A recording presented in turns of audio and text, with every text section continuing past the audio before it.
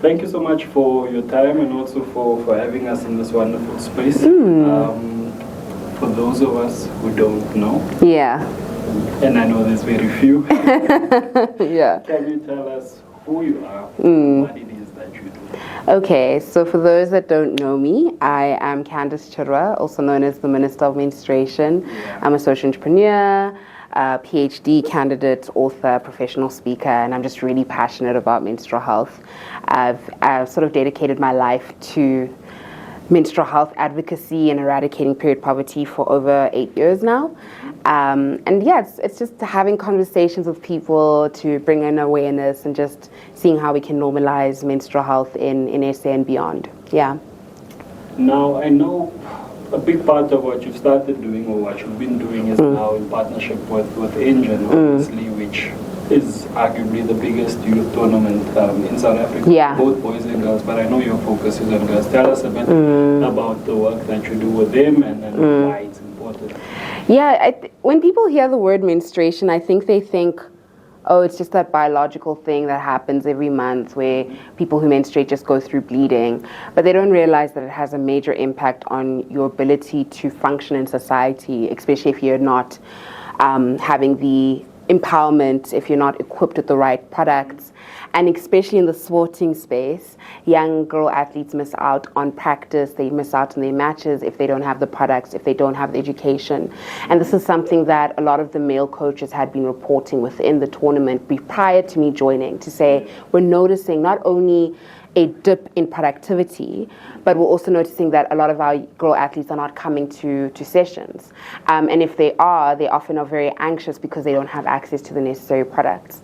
So I think for me, this collaboration was really just not just doing the social media aspect of it, but also ensuring that the girl athletes get the actual information that they need, the actual access to products that they require, but also targeting the male coaches to equip them with the right information as well. Because they probably only see me 3 times a year, but they were with their coaches constantly. And so it is important that we are just targeting not only the young girls, but also the men involved in this, so that they can also be allies in the space and in the future.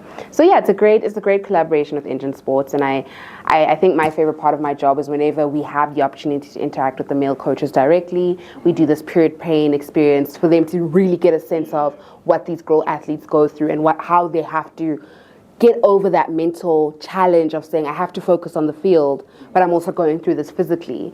So it's always my favorite part of my job. Yeah.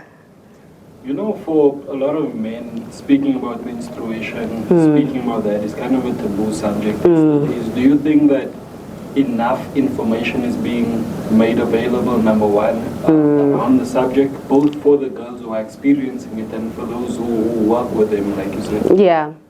So I think right now, where we're at currently, I think there's a lot of information, but getting access to that information is a problem.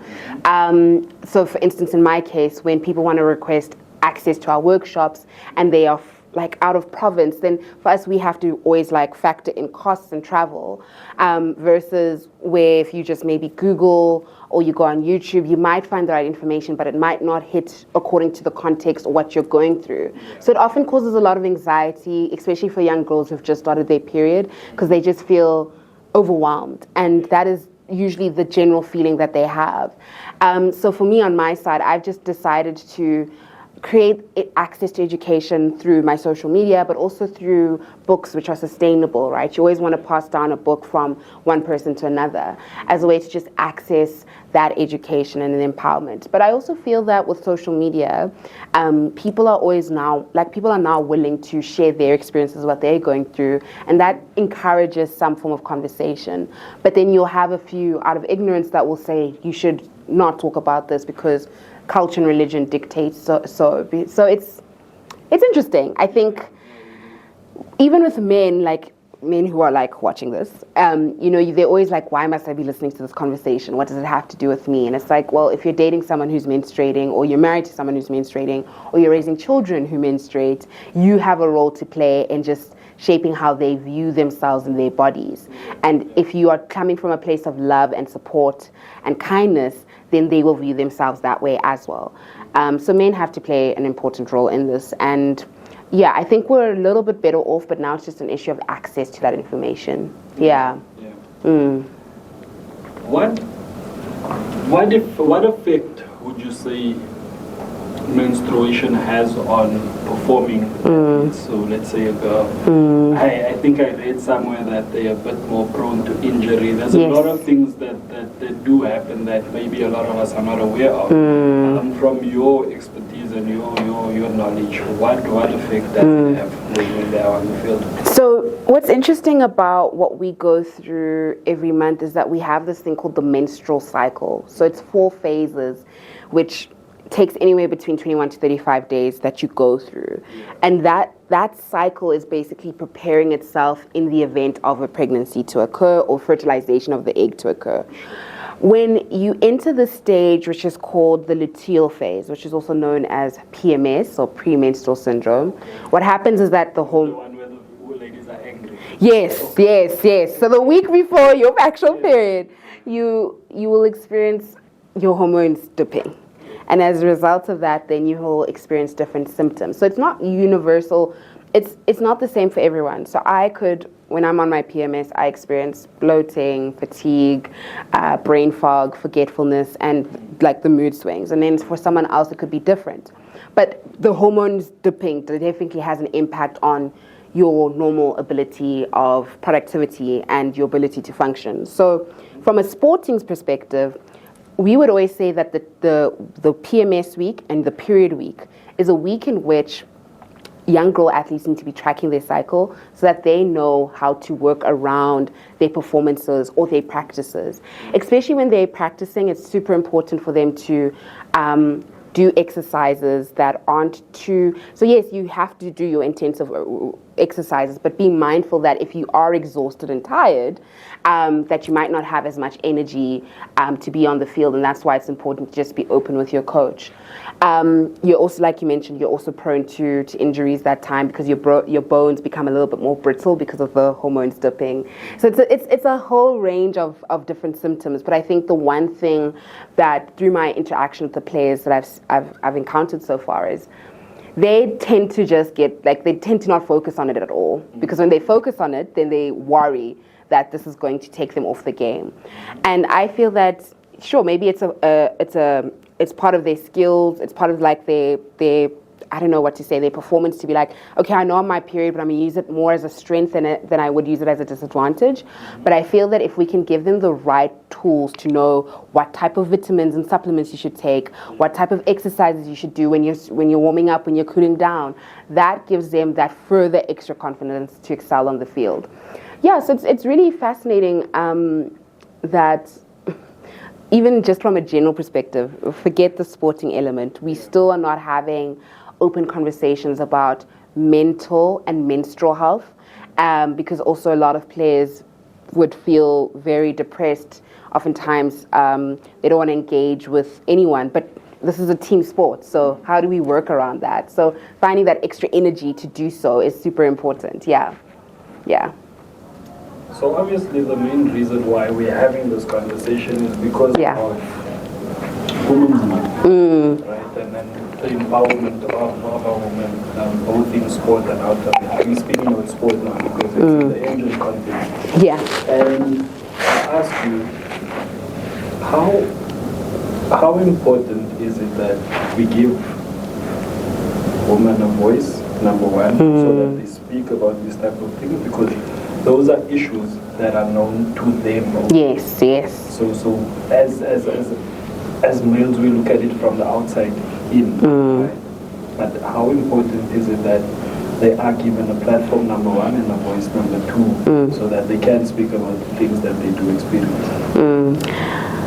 I feel the more young girls, women, and people menstruate come out with their stories, whether it's stories of empowerment or stories of struggle and silence, I feel there will be more validation to what we go through, especially with period conditions such as endometriosis. Endometriosis is like a very severe form of period pain where you just can't move at all. It's very debilitating. It has an impact on your day-to-day life. And yet it is the most under-researched, underfunded thing, because people are not speaking openly about it because we've conditioned people who menstruate to keep quiet and suffer in silence. Yeah. So it's really important that we are equipping young people who menstruate just to say, you can talk openly about this and nothing bad will happen to you. And also have them realize that this is a natural biological function. Yeah. And if over 50% of the population menstruates, then perhaps we need to talk about the things that we go through medically, socially, politically, economically, mentally, relationship, like there's everything like related to it. And so we can't remove ourselves from this thing that we go through. Yeah. And so yes, storytelling is very important. And I think that's why for me, this second season of my ambassadorship with Engen Sports, I was very intentional with saying, let's actually hear from the players on the ground to see what they do, what they need, what they require. So at least we're then meeting them halfway instead of just assuming, right? So yeah, give women more opportunities to share their stories. I always say this, like, I believe every woman deserves to be on a magazine cover because she has a fascinating story to tell. And when you see women sharing their stories, the impact that it has on other younger people, younger women in particular, or young girls, to say, I can do that too, is empowering. So we need more of that, yeah. In saying that, what more can we do? What needs to be done? Because clearly not enough is being done, although there are efforts getting you in raising awareness. But what more needs to be done so that we not only embrace what the female players are going through in general, but that we are also cognizant of it and cognizant. What do you think is the barrier there? I think the conversations around menstrual health need to be mainstreamed. So what I mean by that is it shouldn't only be treated as a niche issue that's only spoken about in May because there's an International Day for Menstrual Hygiene Day, or Women's Month because it's Women's Month. Because we don't menstruate twice a year. We menstruate every month, right? And so we need to be having these consistent conversations, but we also need to be having policies that are implemented, that are sustainable and holistic. I think right now everyone's just thinking that in order to eradicate period poverty, we should just give access to pads in public spaces and that will solve the problem. But what I often say is that it's not just the bleeding that we're trying to manage. It's the access to medical care, it's the access to clean, safe water, access to disposable facilities. Then it's also access to partners and allies that are supportive of us during that time of the month. So it's a holistic thing that's required. And so what I think what's needed more is starting off with, let's ensure that everyone can talk openly about menstrual health and not feel uncomfortable about it. And the only way you do that is by forcing these conversations in a mainstream way. And that's why I'm very intentional about having men and boys in this fight. Because yes, women and girls and people who menstruate are people who menstruate, but men and boys need to be involved in ending this human rights issue, because it is a human rights issue. And so yeah, I think for me, I'm always intentional about how best can we bring visibility to this cause, and whether it's being on platforms such as these, talking about it to audiences who predominantly don't menstruate so they can get it, it's super important. But I also feel that this type of work that myself and other menstrual health activists do requires sustainable funding that allows us to increase our scale of impact so that we can always just be going to schools, youth organizations, and distributing these products without any hurdle. So I think that's what's required. And yes, it needs government intervention. It needs like a miracle funder. But I think the simplest way is just to talk openly about it. Yeah. I think finally, you mentioned that during your second year of ambassadorship with Engen. What is it that you hope to achieve that by the time you are done with this, you look at it and you say that you've done this, and this? What are those boxes that you hope to tick once this comes to an end? Yeah, I definitely feel building that period positive attitude amongst the players and the coaches and the technical staff is super important, because I think when it becomes a seed planted in your mind, you'll then think about different ways in which within the sporting industry you can find solutions to ensure that girls don't miss out on practices, and girls don't miss out on their sports matches, but also that the boy players are supportive allies to this. So in that regard, I think the empowerment and education aspect is super important. I'm also hoping that we can find a way in which we are providing sustainable period products. So there's a lot of cool innovations in the market right now where you get leggings that have built-in period-proof underwear, or swimming costumes or period underwear where you just wear it and you're good to go, right? And providing access to that to the athletes would be really incredible. But I think for me, it's just creating that community of support. Because that's something I didn't have when I started my period, and I started at the age of 10, so that was terrifying. And so for me, it's just building that community of support where the young female athletes could always just rely on each other as a team, not only to think about the strategy of how they're beating the next team, but also to think about how we're conquering our period. What is it that we're doing in a very positive way, and not to hide it out of fear, but to just be like, this is what it is, it's normal, and we can continue playing. Yeah. Candice, thank you so much, and thanks also for the work that you do. It's important and it makes a big difference, so thank you for that. Thank you for having me. Yay.